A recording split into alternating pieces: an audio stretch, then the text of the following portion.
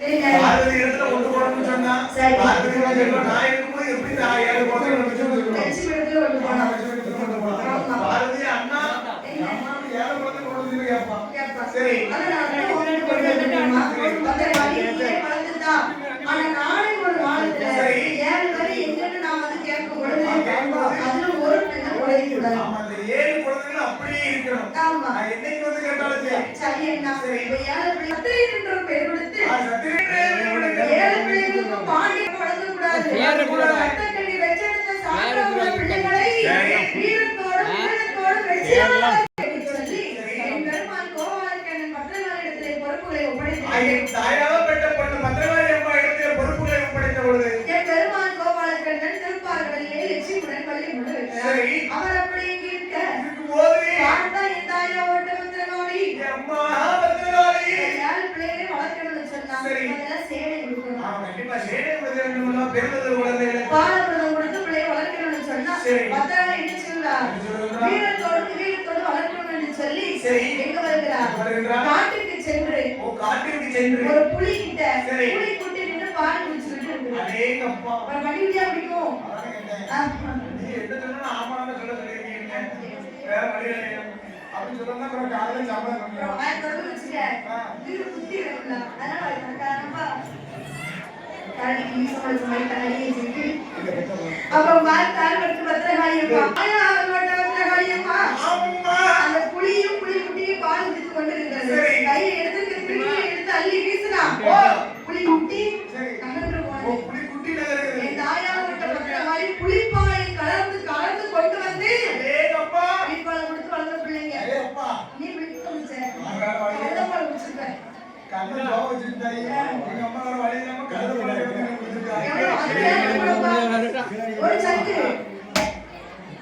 நம்ம குளத்துக்குள்ளே நம்ம குளம் என்ன குடிச்சு வந்துச்சு புலிப்பால் நம்ம என்ன குடிக்கிறோம் பிரச்சனை கிடையாது.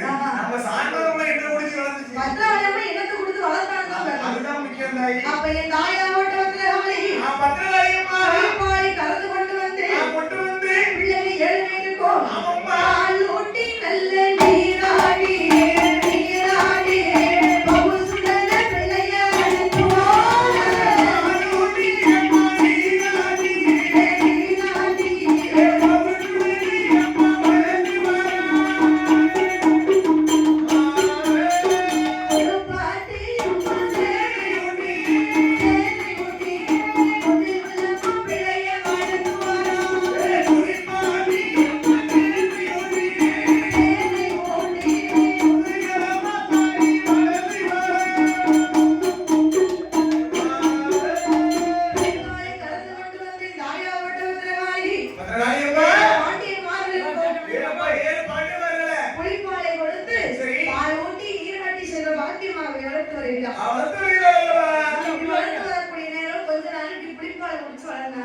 அடுத்து கொஞ்ச நாள் ஆச்சு.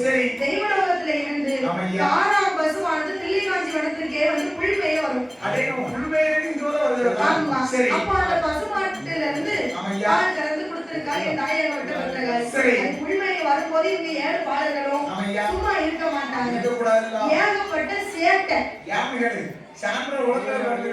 நீ கேட்டபடியா? சாம்பல் பச்சை எடுத்து சாம்பல் உலகம்னா சாதாரணமா குழம்புலப்பா. அதாவது நம்ம எவ்வளவு ஆக்ரோஷம் ஏன்னா கொஞ்சம் எந்திரிச்சிங்க முனிவர் வந்தாருன்னா சொன்னா அவர் தாடி பிடிச்சி இழுக்கிறது. ஆமா. ஒரு சொட்டையில ஒரு தாத்தா வந்தாங்க சொட்டையில போட்டு செத்த பாம்பு எடுத்து கழுத்துல போடுறது முனிவர் கழுத்துல. அதனால அந்த முனிவருக்கே ஒரு நாள் கோபம் வந்துருச்சு. என்ன சொல்றாரு?